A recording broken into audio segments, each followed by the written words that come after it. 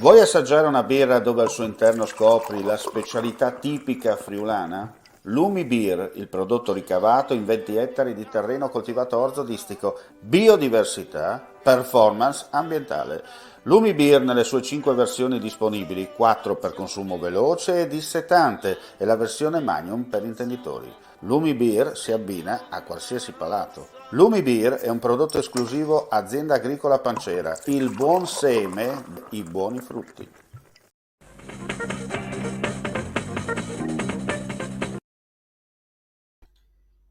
Ben ritrovati gentili amici e amiche a questo appuntamento del sabato per quanto riguarda l'informazione su friulitv.net. Apriamo subito con un'ultima ora, ci dobbiamo spostare purtroppo a Monfalcone, tragedia della strada verso le 19:30 lungo la tratta urbana della statale 14. Un ciclista è stato investito mortalmente da un'auto in transito. Seppur celeri i soccorsi, la vittima, si tratta di un trentenne straniero, espirato durante il trasporto in ambulanza all'ospedale di San Polo. Feriti in modo leggero le 2 persone a bordo dell'auto investitrice. Rilievi da parte degli agenti della polizia locale, coadiuvati da una pattuglia della compagnia di Monfalcone. Va detto che sul posto hanno operato anche i vigili del fuoco.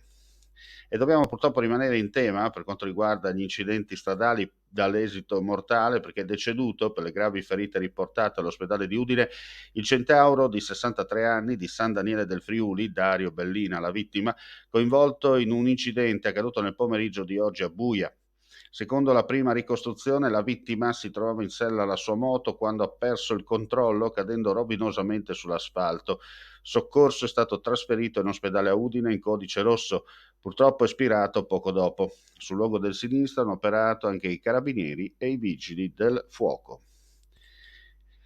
E dobbiamo rimanere in tema di sinistri della strada, ma per fortuna questo meno grave, perché incidente questa mattina lungo la strada comunale che da Capriva del Friuli porta a Cormons. Una persona alla guida di una piccola utilitaria ha perso il controllo nel mezzo, poco lungo il rettifilo, poco prima del ponte sul torrente Versa, di fronte ai campi da golf, sbattendo violentemente contro un albero e finendo la sua corsa in un campo. Estratto dalle lamiere dai vigili del fuoco, è stato trasferito a bordo dell'elicottero all'ospedale di Udine, dove si trova ricoverato in prognosi riservata, per sua fortuna fuori pericolo di vita. E adesso cambiamo completamente argomento e parliamo di importanti iniziative per quanto riguarda il turismo. Ci trasferiamo sullo Zoncolan, dove oggi è stata inaugurata la nuova seggiovia a 6 posti dedicata al Giro d'Italia, il servizio. Per l'inaugurazione di questa seggiovia a Monte Zoncolan, città di tappa, dedicata al Giro d'Italia. Un ottimo investimento per la regione.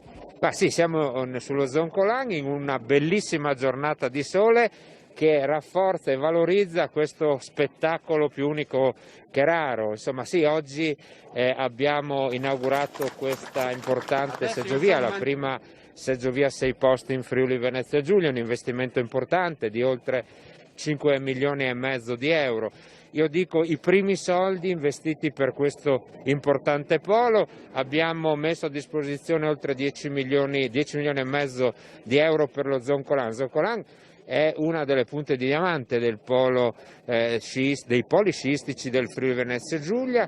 È stato caratterizzato da dei numeri molto importanti sia nella fase già quest'estate, numeri incredibili.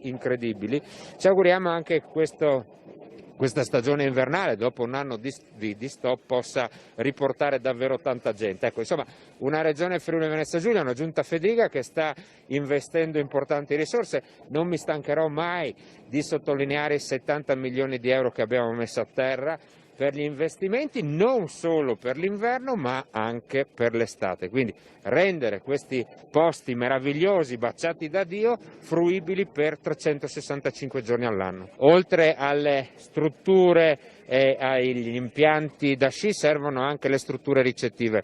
Noi come Regione Friuli Venezia Giulia apriremo adesso un bando di oltre 14 milioni di euro con il Fondo Turismo al fine di stimolare appunto gli investitori, e devo dirvi che ci sono già diverse importanti soluzioni che ci sono state proposte, che vengano a creare quei posti letto di qualità che tanto vengono richiesti dai turisti che vengono a visitare la nostra regione. Quindi sarà un restyling, io dico a 360 gradi, per tutti i nostri poli montani.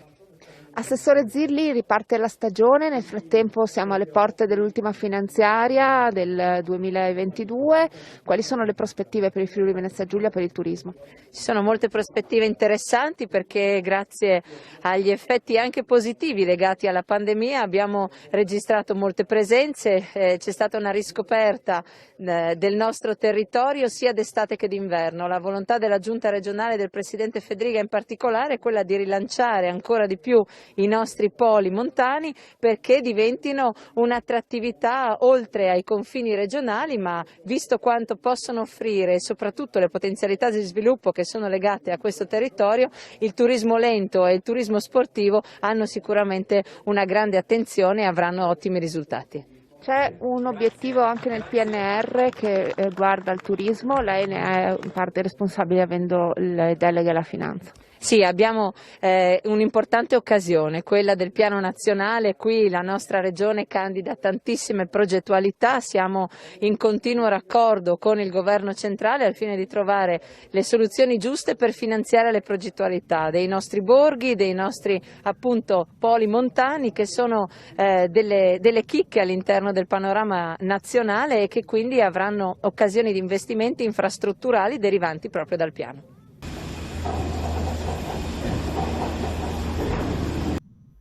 E apriamo la pagina sportiva per ricordare che innanzitutto l'Udinese giocherà lunedì sera ad Empoli per quanto riguarda il campionato di Serie A, mentre si è giocato il campionato di Serie B. Un Pordenone Gagliardo esce però sconfitto da Benevento per 2-1.